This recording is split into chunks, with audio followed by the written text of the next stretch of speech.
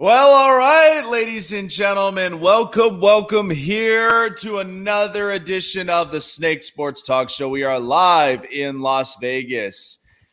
Instagram, Twitter, and Facebook is where you can like and follow all of the social media platforms. Also, subscribe to the network, the Spotlight Sports Network here on YouTube and the Snake Sports Talk Show. And also follow me on Spotify for all of the latest podcast episodes as well that you could catch me on. Happy Saturday to all of you here on this beautiful weekend.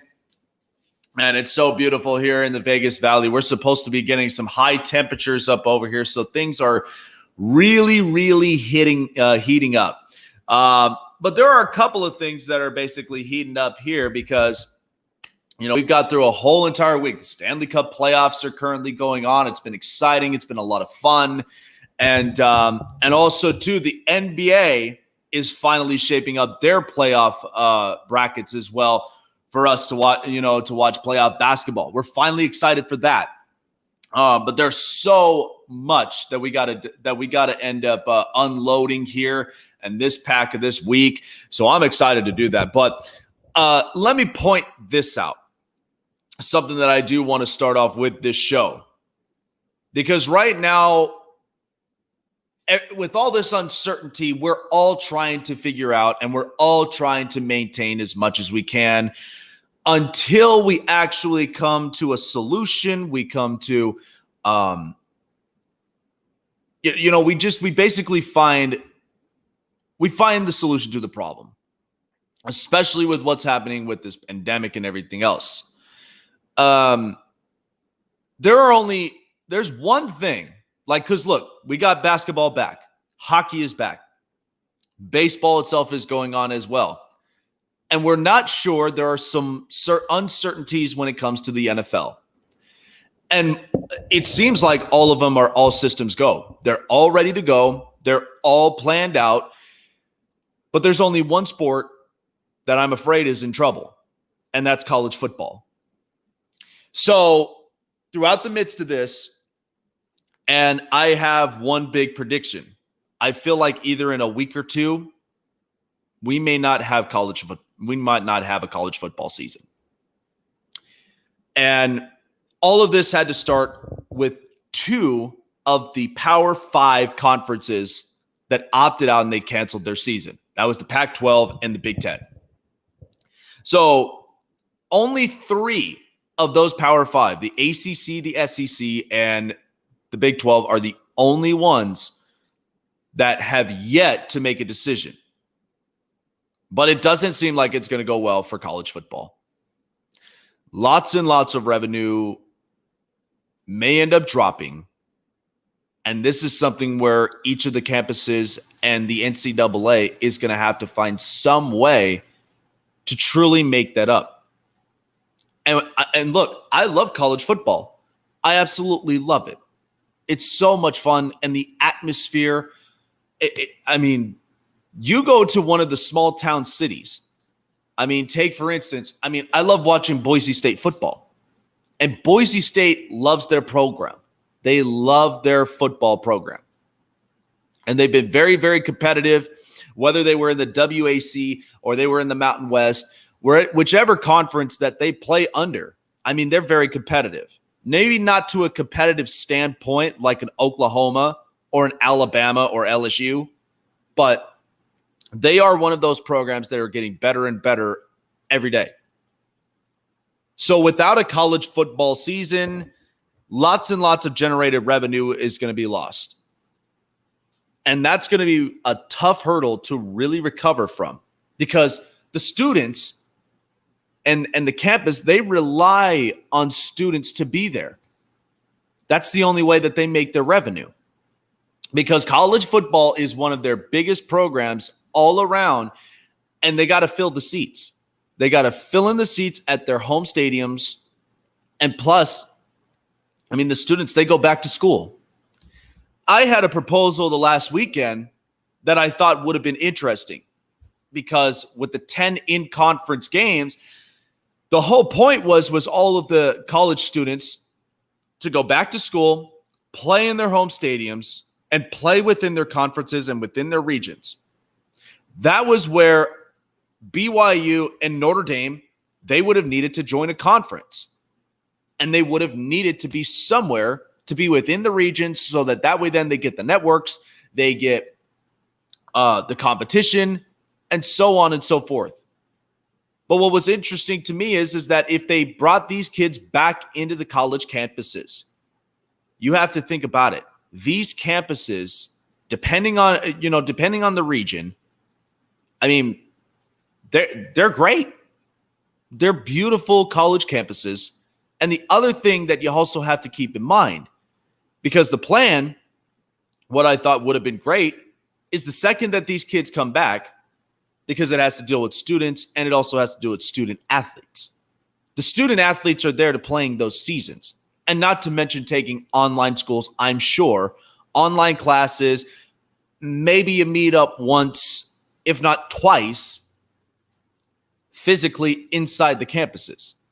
The only time, but most of it would be online school. The other thing would have been the students in two specific fields, the science field and the medical field. Those would have been the two fields I would have wanted to come back to the campuses. Because in the middle of this pandemic, and for us to find a solution to the problem, there are a lot of young, innovative minds, and there are a lot of college campuses who are very smart at science and also in the medical field. Lots of them. So if you bring these kids in to really find a solution to the problem, to really just to shut down this whole pandemic and stop it in its tracks, I thought that would have been interesting. And for the student athletes to be playing in their home stadiums and playing in their home courts, home fields, then the only thing that would have needed to work is have that regulation where they get tested day in and day out. They'll probably have them in remote areas. And it would have worked. It would have worked. But from the idea and the direction that the collegiate level is going at this point, it doesn't seem to be good. And here's what's the downside about this as well. Because without a college football season, none of these student athletes will be able to showcase their skills for a potential NFL draft. And that's what's really going to hurt the NFL. Because you have to think about it. We were lucky enough where we were able to see these kids play a full season and then play the bowl games. And that's where they were able to enter themselves into the NFL draft, and they get drafted by all these respective organizations. So they have seen all of their skills, and they've seen all that they have showcased all throughout the season, the bowl games, and until to this point, now we're in somewhat of training camps. But you can only imagine, though, without a college football season. Listen, we've gone through a season without college hoops, without March Madness. And the only thing that these organizations would have had to look at was the plays during the season. That's it. You wouldn't be able to see a game with high intensity and it's do or die matchups in an environment like March Madness. You won't be able to see that. So there is a lot of uncertainty and a lot of interesting moves being made. But I'm going to guarantee you this, and I don't want to end up having to sound negative just by saying that. But in the next 2 weeks, I feel like we're not going to have a college football season, because eventually these remaining 3 of the Power 5 conferences are going to have to come to a rational decision, especially the SEC, because it's one of those Power 5 conferences that everybody watches, especially Alabama, LSU, Auburn. They're going to have to come to a big rational decision at the end of this, at the end of the 2 weeks. Because if two of those five end up opting out and so we're not going to play, and it's too risky for us, there's just not going to happen. And the SEC is one that's one of the most popular conferences in college football, that the last thing that fans want is them to opt out of the season. It's going to happen, but it's only for a matter of time. But that's the one part that I think that college football is really in trouble, lost revenue because of it, and they're going to have to find some way to make that up.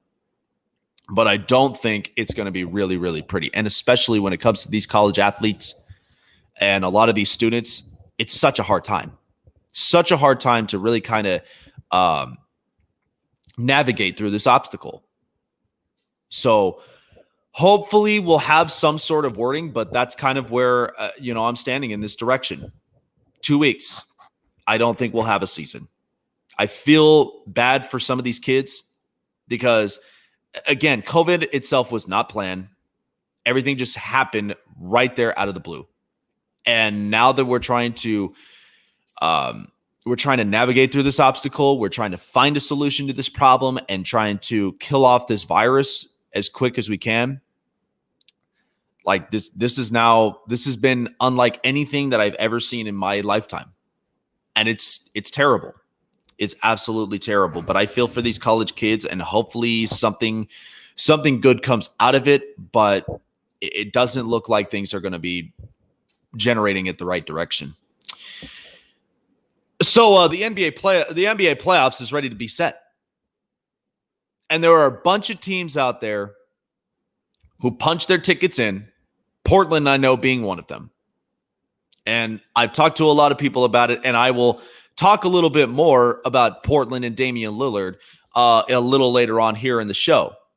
But the one thing that I wanted to get to, because I also talked last weekend about New Orleans and the way that they were really utilizing Zion Williamson, because they shed a lot of his time.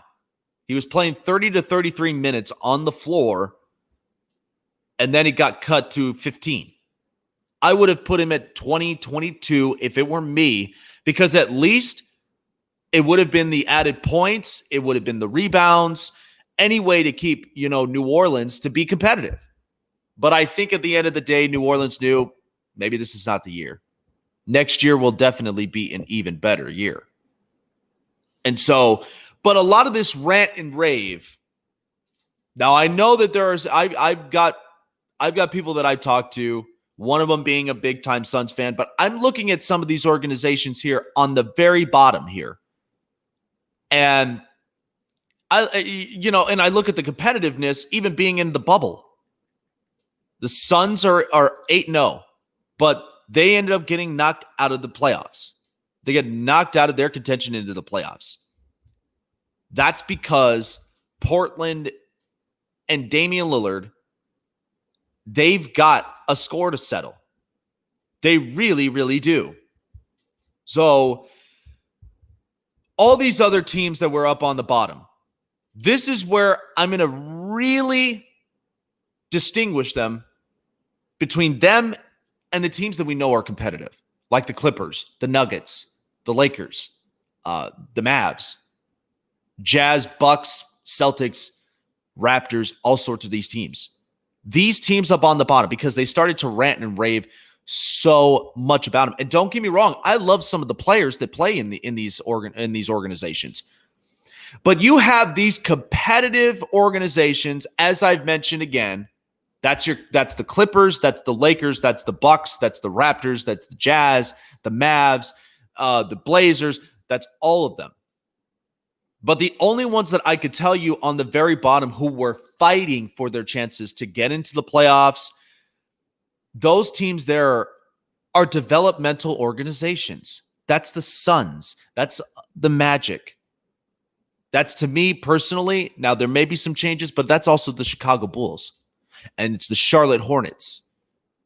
These teams that have been sitting up on the bottom, they don't truly have a plan in place.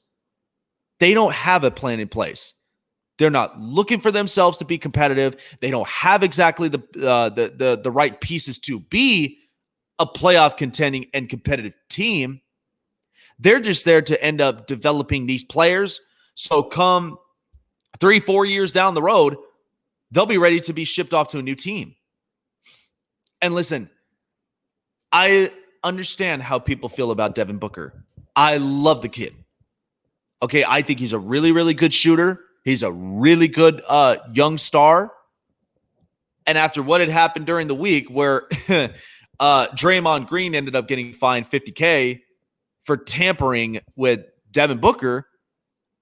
But here's the thing. He didn't even have to make it known. He didn't even have to make it public. We all kind of know that Devin Booker definitely deserves better. But here's the thing. Phoenix in the last couple of seasons have not been the same team. Okay, and Phoenix used to be an interesting organization. Steve Nash, Amari Stoudemire. There were lots of really good talent that was coming out of that organization. But then at the end of the day, they then became irrelevant. Charlotte, for one, they've always been irrelevant. No matter if they ended up relocating to New Orleans and then back to Charlotte, and now you have the Pelicans in New Orleans. They have been irrelevant for a long, long time. Okay, and Charlotte has produced a lot of real good players. I mean, Bogues, when they were in New Orleans, that was when Chris Paul came into the mix, David West. And you look at Charlotte right now, Miles Bridges, Terry Rozier, PJ Washington Jr. And listen, I love the kid, PJ Washington Jr., and I think he's going to be a really, really good rising star in the next couple of years. He's a very good developmental talent.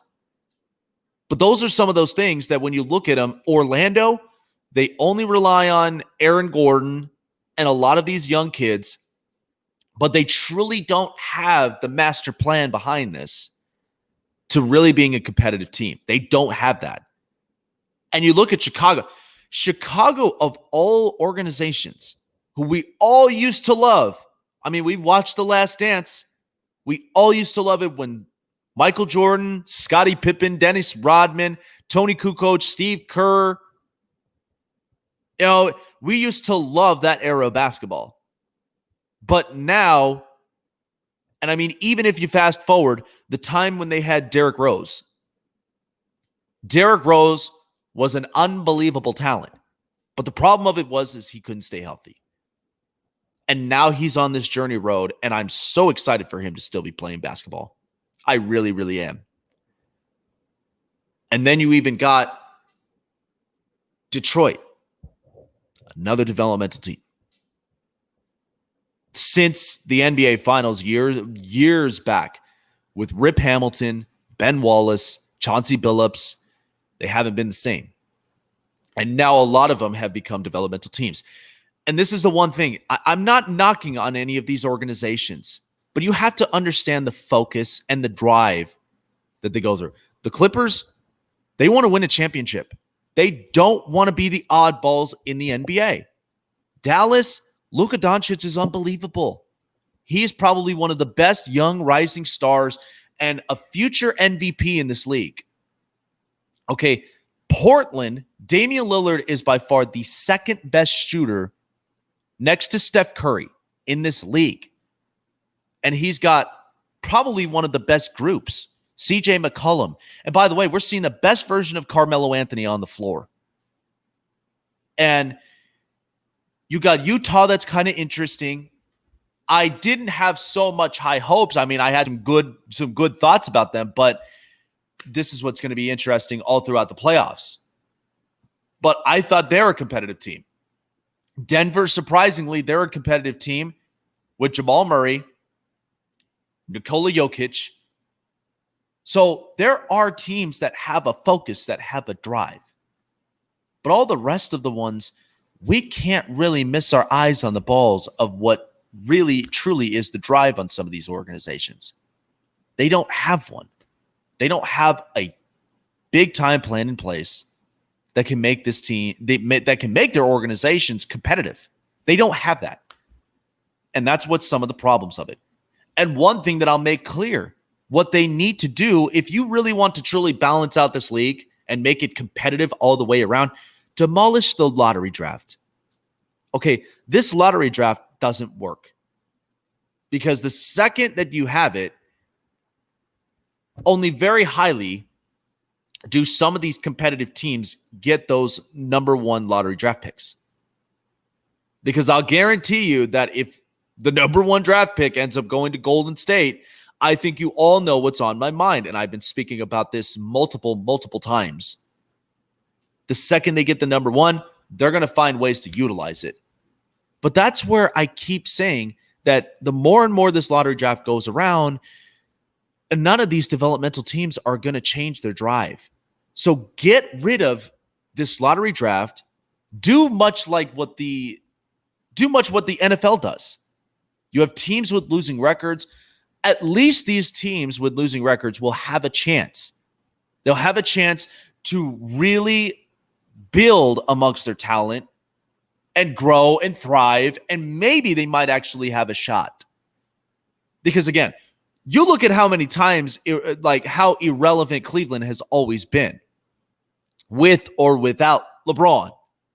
They've always been irrelevant, and that's all coming from the struggles in the front offices.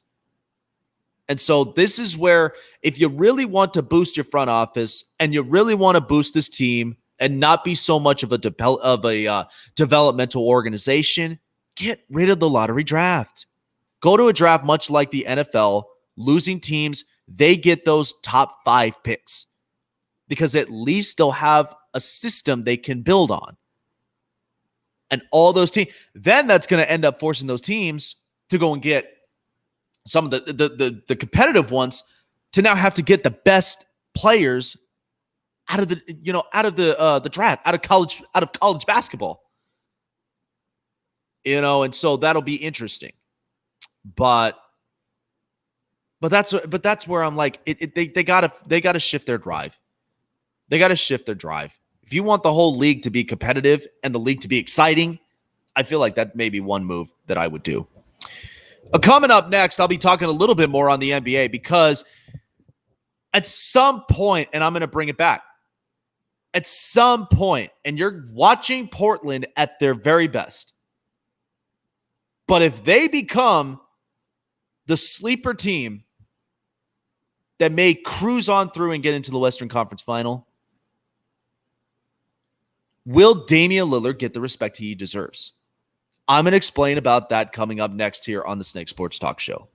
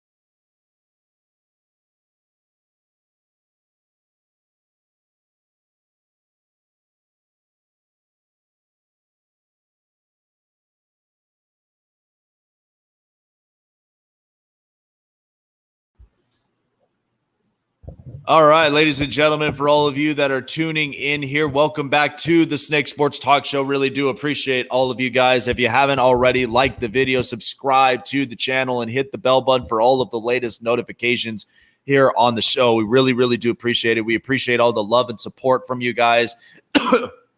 You have no idea how grateful that we all are, especially here in the sports network, that we have all these fans that tune in.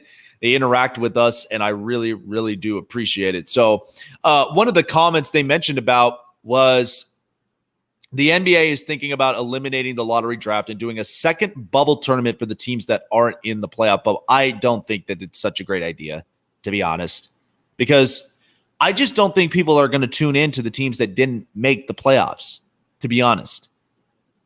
I don't really see the point in that.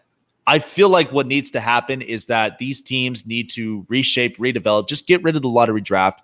That's one of the steps.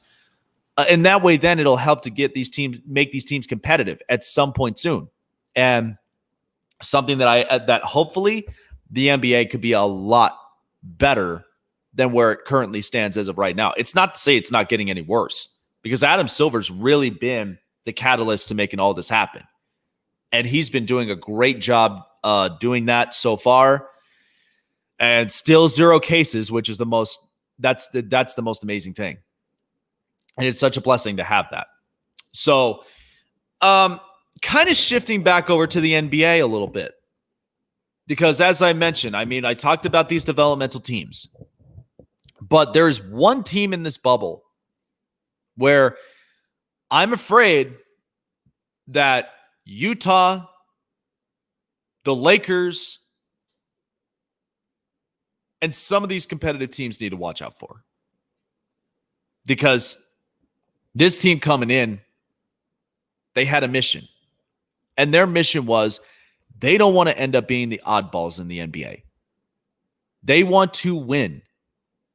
And this organization, they're in a town in Oregon, and there's really not a whole lot of activity that's there. Doesn't really generate so much of big-time superstar players. But they have some really good players. And I'm talking about the Portland Trailblazers. Because up to this point, Damian Lillard, and I made this point years ago, and I took it back after a while.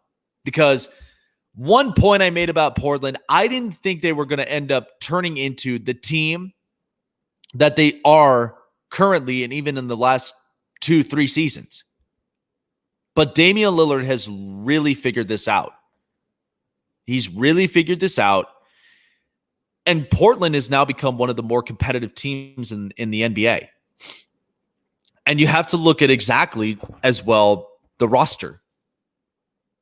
Damian Lillard, CJ McCollum, Yusuf Nurkic, Carmelo Anthony, Hassan Whiteside. There's a lot of real good pieces on this team.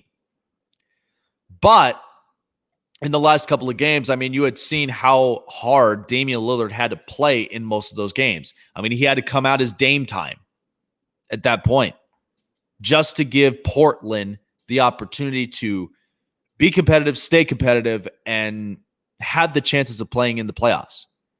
So the next game coming up is Portland against Memphis. Memphis, I'll even say too, seems like a developmental organization, but they've got probably one of the best young rising stars in Ja Morant. And he's clearly going to be a cut for the Rookie of the Year. He is big time a clear-cut choice for that. But when I look at Portland and I just look at all of the pieces that they have, this is why that I've always said they are like the poor man's Golden State.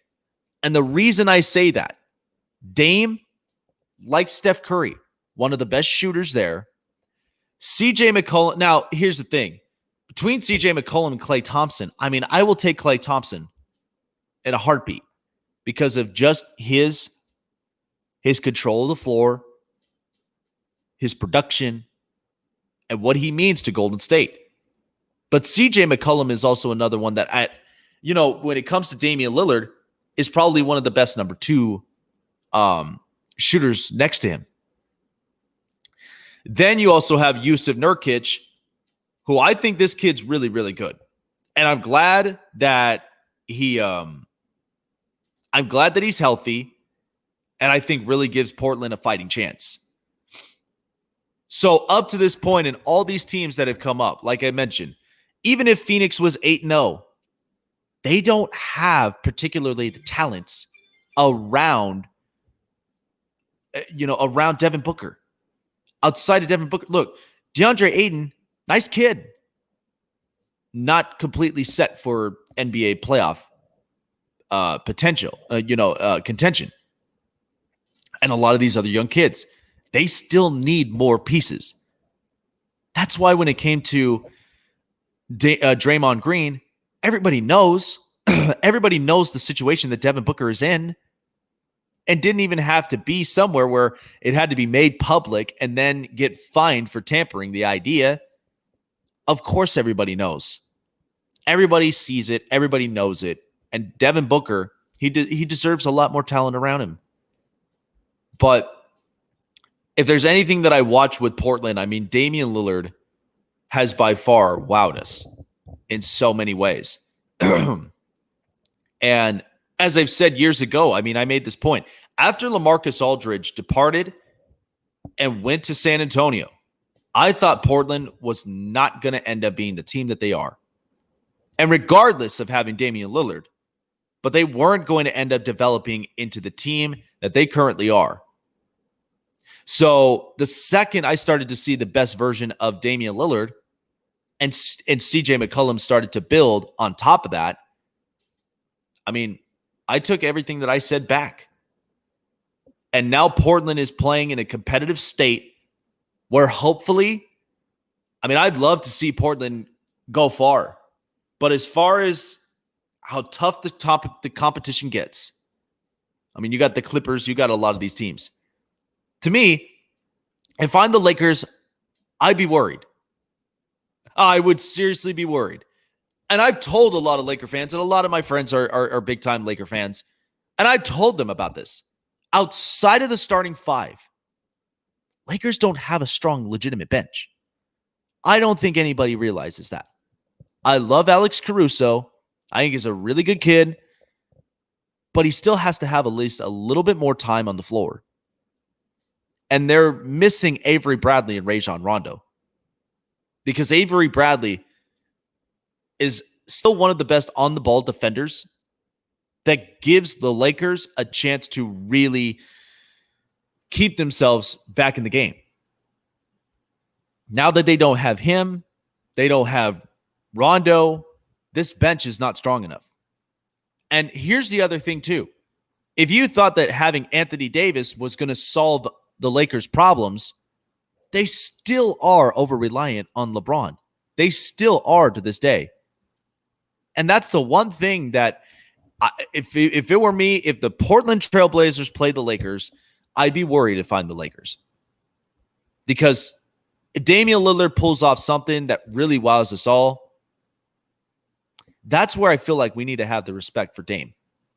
We truly do. For the last couple of seasons that he's developed his game, he's turned into one of the best shooters outside of Steph Curry. And all this team really needs is just that juice and that energy to really make it through. And that's the only thing that you can hope for Portland. But they are one team I would not sleep on in the Western Conference, regardless of the teams that play. I'm still set on the Clippers. But Portland, they've been playing their tails off. They're very interesting. And Dame is the only catalyst here on this team that really, truly makes it happen. I'm going to take a break here in a second, but when I come back, I'll start to talk a little bit more here on hockey and what are some things to expect here on the Snake Sports Talk Show.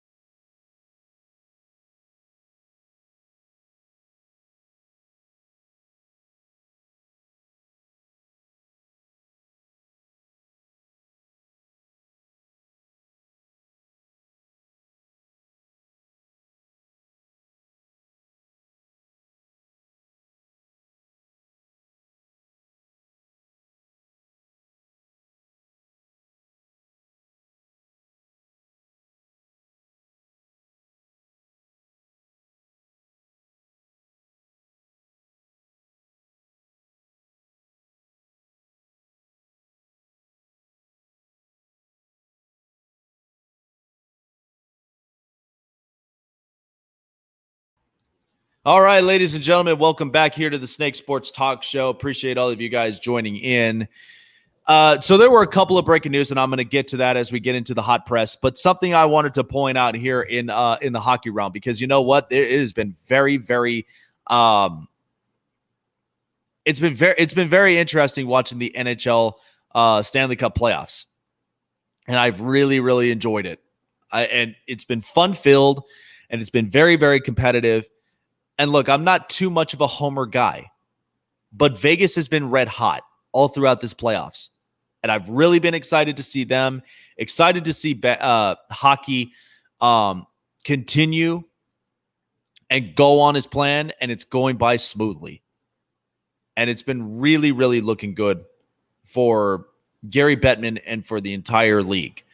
So there were a couple of teams that pointed out to me. I mentioned already, like Edmonton and Toronto, they have some serious issues.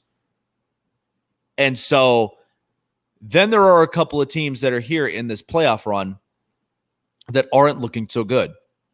I mean, the Capitals right now, they're down in their series against the Islanders. And there are lots and lots of different teams that are looking really, really good. But right now, I mean, I'm not shocked right now up to this point about St. Louis, because I know that they're down 0-2 in their series. And Columbus and Tampa Bay, I mean, they're battling it out. But Tampa Bay, they've got to win the series, because after last year's embarrassment on the same team in Columbus, that is one that they have to take that first step. And Tampa, as I've said, they're still my hope favorites in the Eastern Conference. My sleeper team up to this point is the Flyers, because they looked really competitive, and they were a team that was red hot even before the shutdown happened. But it's been looking really, really good for them. Now, it's been an interesting series between them and Montreal, but still, they're a very competitive team offensively and defensively. And I can't wait for what's next, in the playoffs. But this has been really, really good. 0 cases have come about on this, and a lot of these players have been treating this professionally, and it's really worked out. It's really worked out in this league. And so I really, really do love what I'm seeing from here. And hopefully by the time we get to the Stanley Cup final, it'll be everything that we like for hockey fans, including myself, that we hope for. Much more excitement, much more entertainment, anything to really keep the content going. And so, but all these hockey playoff teams, like I mentioned, Toronto, they are right now at the point that they're moving on from Frederik Andersen. And I knew that they probably needed to, because they don't have a legitimate goaltender. The second they got knocked out in the playoffs, that was it. That was basically the fork, that like the nail in the coffin, because they went forwards deep, paid a lot of these guys, overpaid them, and they can't make it through the first round, not even the qualifiers. They can't even make it through all that. And that's where Toronto's struggle is there. But it was interesting because you're playing on your home ice. Granted, there are no fans, but I thought they would have been used to it. But unfortunately, you can't really expect so much. And that is something that Toronto really has to revise. They have to review and find some sort of solution to fix the problem. But goaltending is one of them. Defense, I think, needs a little bit more help. But that is where Toronto really has to thoroughly look at this. Time for the hot press. So a breaking news, and this literally just got out, but apparently the Boston Bruins have announced that goaltender Tuukka Rask, who I thought was having a really, really good season all throughout, before the pandemic hit, really, really tough goaltender. He had made the announcement earlier today that he is opting out of the season and opting out of the returns to play. So the only goaltender now that is going to be taking his place is Jaroslav Halak. So Tuukka Rask, and I'll tell you this, he did come out with a comment, especially playing in the bubble, and mentioned that it was weird not playing with fans. And he's the type of guy that really does rely on fans. He gets his energy, gets his juice when the fans are in the stands.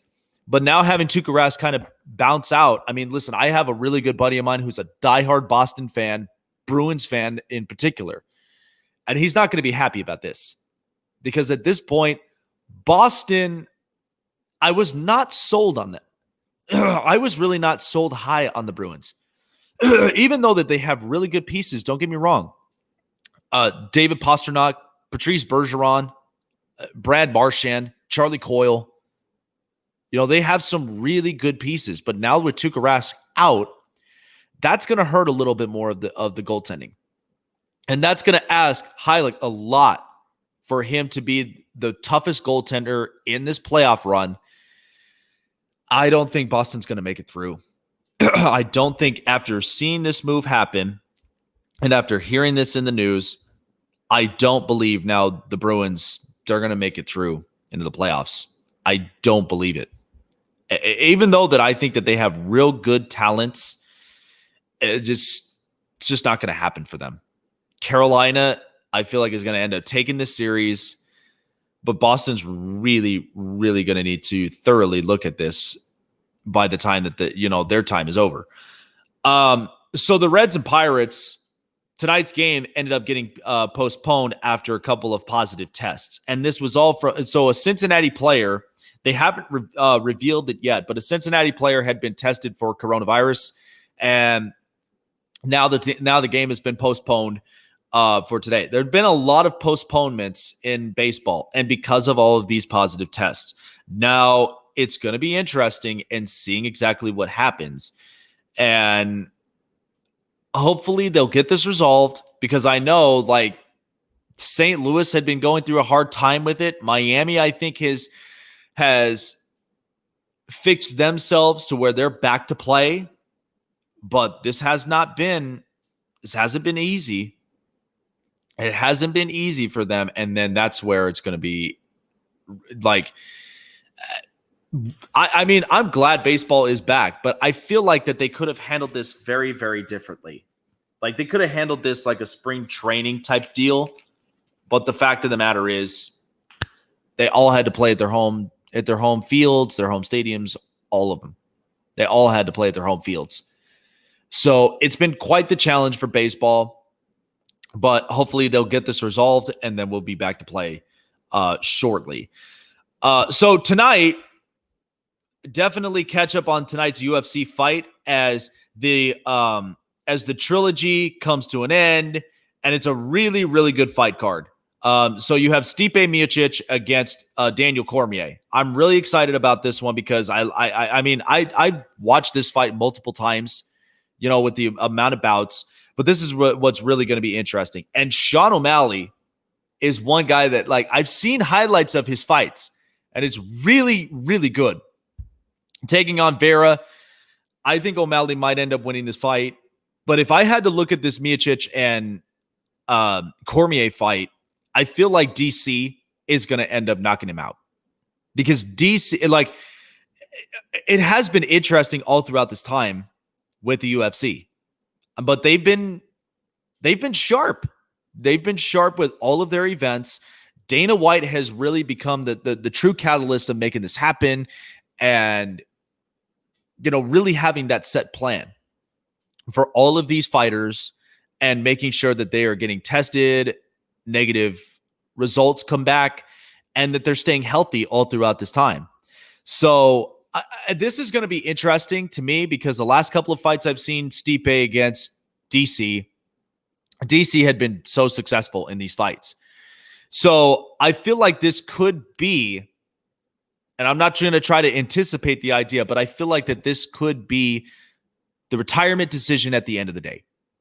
DC's going to win this fight, and I feel like he's going to end up stepping out because he's accomplished so much, and he's already a future Hall of Famer. Really good fighter. I've had my thoughts about him when it came to him and John Jones fight, trying to get that underway, and I've seen that fight multiple times, and John Jones always had his number. But outside of that, DC is a very competitive. He's one you just don't see coming because he's such a hilarious guy. Like, he's a hilarious, down-to-earth guy, and he's so humble.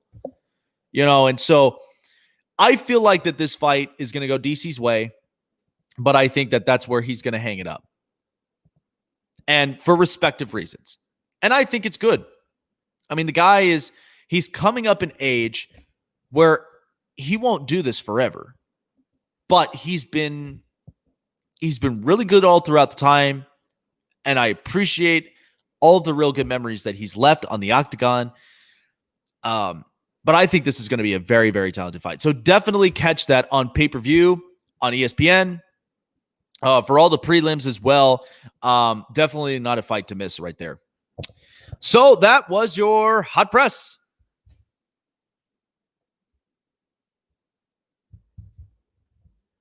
So coming up here, I'm going to do a kind of a special. Because I've been kind of thinking about this very, very thoroughly. Growing up as a kid, I loved listening to broadcasters and commentators, which is also one of the reasons why I'm here on the show and speaking with all of you, regardless if I was in a podcast or if I was in a live stream, anywhere, my voice is heard. So on my best for last, there are I'll do two today and do two more tomorrow. But these have been some commentators. I was an absolute nerd growing up as a kid, listening to these broadcasters and listening to these commentators. So you don't want to end up missing that here on the Snake Sports Talk Show coming up.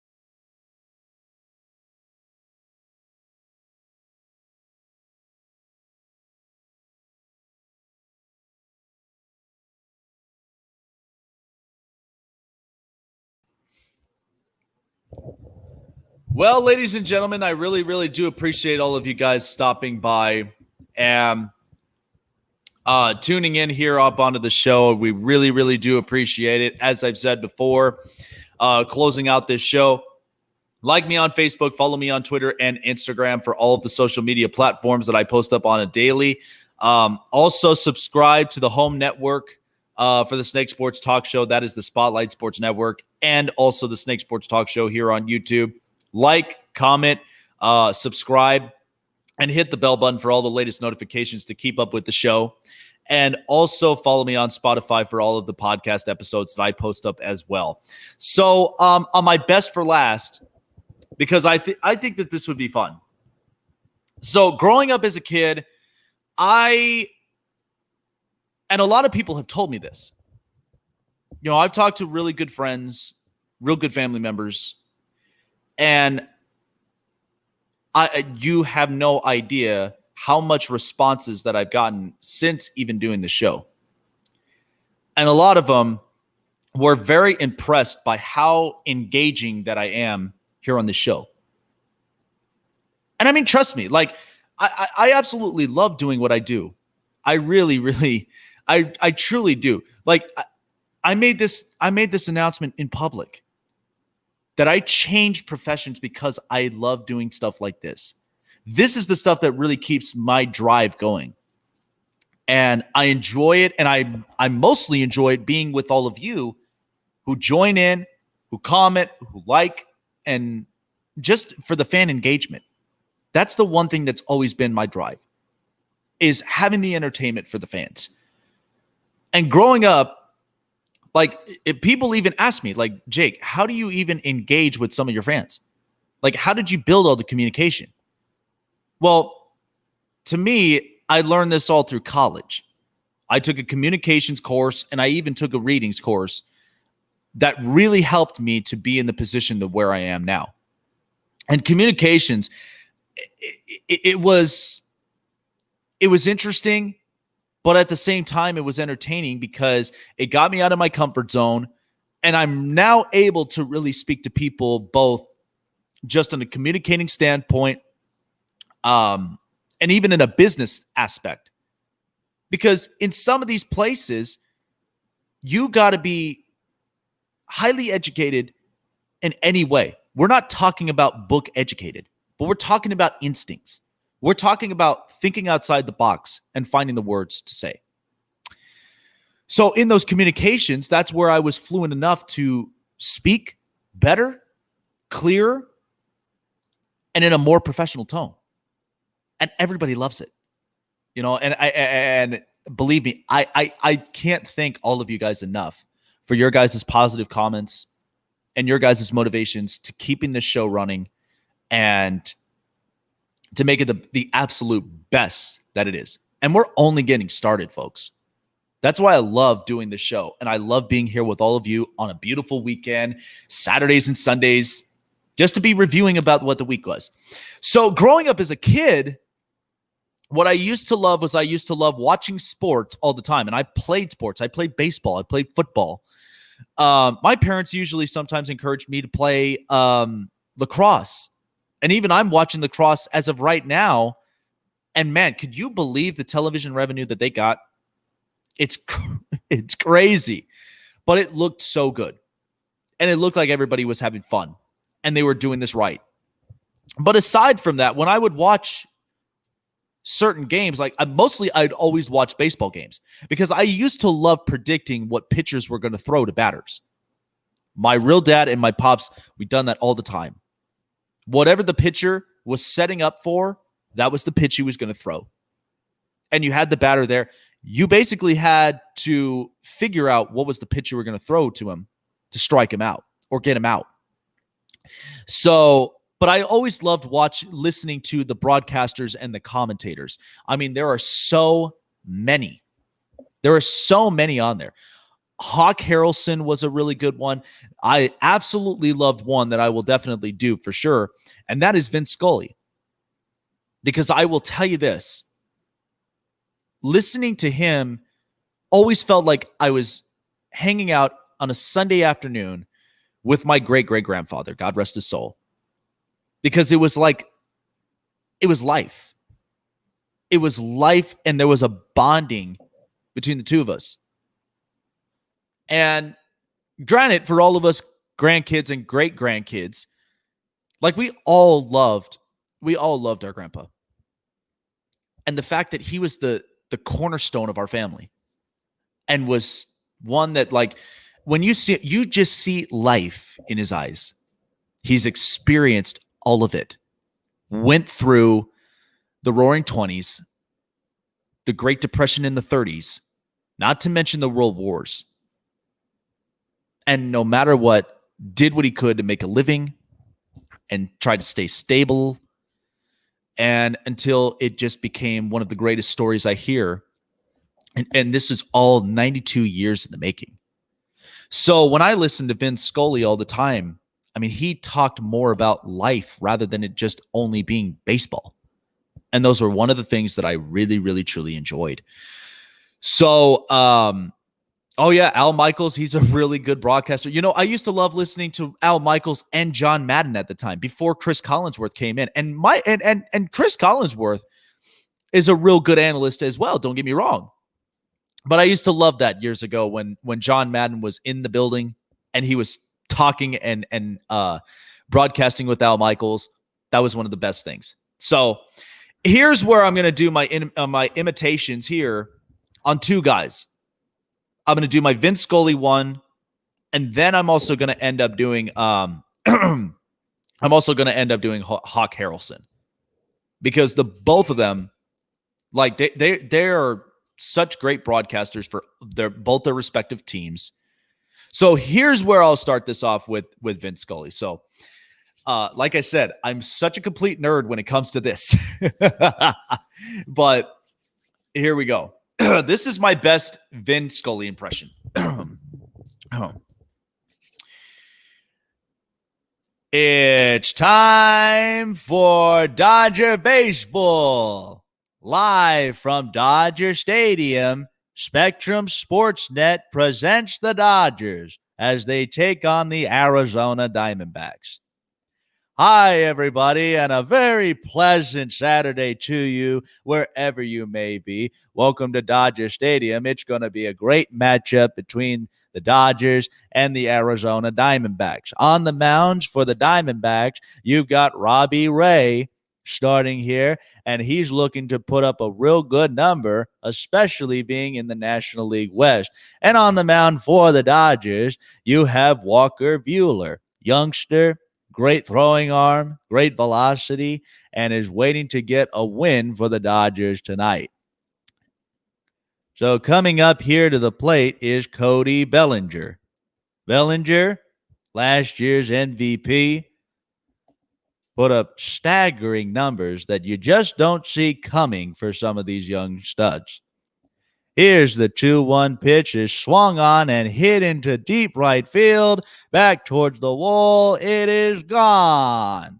Cody Bellinger hits a 3-run home run, and the Dodgers lead 6-2. Man, I absolutely loved how he just spoke about life. Anytime that he was there, you know, and he always had a way of plugging himself in all, like every single one of the games. He always knew how to plug himself in, whether he was playing or not. But he was always just that type of voice. Like, this was a favorite one that I had, was the time that he explained about Madison Bumgarner. This was one that was interesting. So during spring training, and the Giants pitcher, Madison Bumgarner, he has a heck of a story that we'll definitely break down. But Madison Bumgarner, during spring training, came across something that was very unexpected in his ranch with him and his wife. And it turned out it was a big rattlesnake. And what the rattlesnake had inside the stomach were 2 baby jackrabbits. So Madison Bumgarner comes out with an axe and hacks the snake to pieces. But once finding the 2 baby jackrabbits, one of them was still breathing. It was alive. So Madison took it back to their apartment, bottle nursed it, kept it dry until it was ready to be released into the wild. And Madison said, just think about how tough that rabbit was. First, it gets eaten by the snake, and then the snake gets hacked to pieces and ends up being saved by people and lives. It's all true. Meanwhile, line drive into center field, a base hit, and now there are 2 aboard here in the game, and we're coming into a quick jam for Madison Bumgarner. But just to think about it, and one of the aspects of life, to really truly survive, you got to somehow battle back. A lesson well taught for all of us. So I absolutely loved hearing him. Like every time it was a Sunday afternoon, it was like I was hanging out with my grandfather. One that I will always cherish for the rest of my life as time goes on. And I'll never forget those moments. And finally, my last one would be Hawk Harrelson. Listening to some of the games that he would, like, he was so die hard in Chicago White Sox games. Hawk Harrelson was a hell of an announcer, and one that was very, very compassionate. So I'm going to try this, and we'll see exactly how we do it. And like I said, I'll have 2 more by tomorrow, and it's going to be a lot of fun. But here we go. So the Sox trailing up 3-2. And coming up now is Frank Thomas. Frank Thomas, Big Hurt, as they all call him. And with 2 men aboard, you just already know what's going to happen. Here comes 3-1. Swung on, hit deep. Stretch. He looks up. You can put it on the board. Yes. And Frank Thomas put a Big Hurt on that ball. It's a 3-run homer. And the Sox now lead 5-3. Mercy. Yeah, he was very, very diehard. And any time that plays would happen, I mean, you could already tell in his voice, in his expression, like if there was something that was going to be so bad that ended up turning out good. Like here was one, for example. I remember the one that like happened when Alexi Ramirez was stealing second and they were picking him up. This was basically how it was. So here we go. Alexi standing at first. Oh, they got him picked off. Say, he missed a tag. Beautiful play by Lexi. Man, he was such a natural when it came to that. But like I said, those were my 2. And I'm an absolute nerd when it comes to stuff like this. So I really do appreciate it, you guys. And like I said, I'll probably have about 2 more for tomorrow. It's going to be a fun show, but I really do appreciate you guys jumping on in here on a beautiful Saturday. Hope you guys all have a great weekend. Have a great Saturday as well. And we will see you tomorrow morning at 7. Take care of yourselves.